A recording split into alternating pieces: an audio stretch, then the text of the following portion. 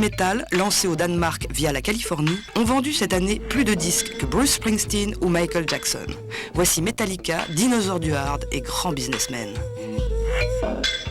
There was a certain desire for Metallica to sort of do something that was different. Now, what we sat down and did was that I think we combined, very few bands had ever combined a lot of the American and Europe, the best of the American elements of hard rock and the best of the European. You know, we were basically a band based in America, but most of our musical roots and stuff came from Europe, and we kind of took the integrity and the guts and the nerve of European hard rock and put some kind of American kind of obnoxiousness or whatever into it.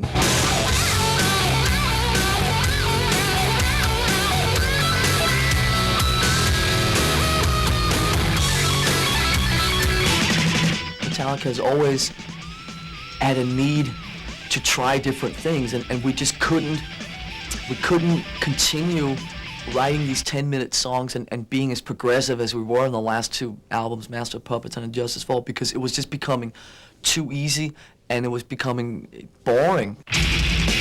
Don't you remember when you were little? How you and Bill Harper would bring a wire between the two houses so you could telegraph to each other? You'll remember the Morse code? Darkness imprisoning me, all that I see, absolute horror. I cannot live, I cannot die, trapped in myself, body my only fear. It's Morse code. For what?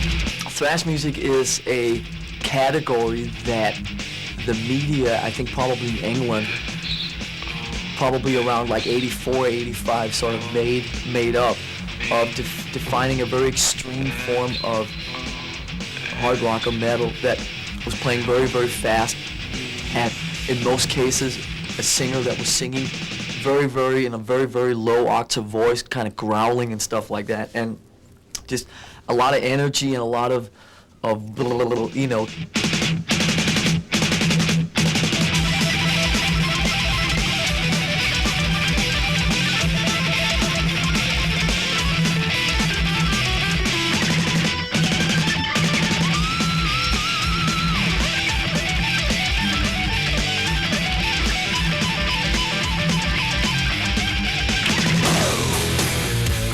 And I think that, you know, what you said about us going mainstream, I think what has really happened, more so than us going mainstream, is the mainstream coming to us.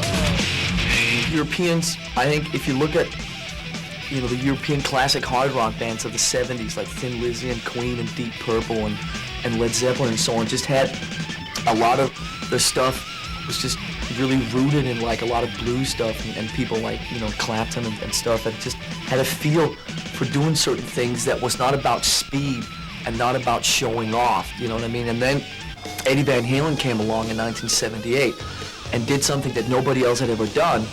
He did all this fancy stuff, which was great because he was the first to do it. But what happened in America then in the next, 14 years after that is now everybody's just doing a kind of a Van Halen thing.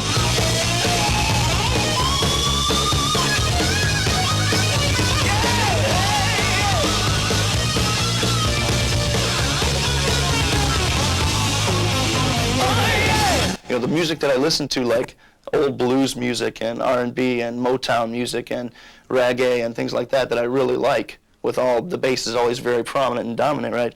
I should know by now that I should just be playing that bass and laying it down, but it took this long for me to realize it. It's almost a rhythm section for the first time of Metallica. Like you're talking about the groove, you know. It's the first time that Lars is actually, you know, we're like feeling it together. Before, Lars is always concentrated just on the guitar. He always just played along with James's guitar. Still to this day, in his drum monitor on the stage, it's still James's guitar, just James's guitar, loud as shit, you know, coming at him, right? And he still doesn't really concentrate on playing on the bass.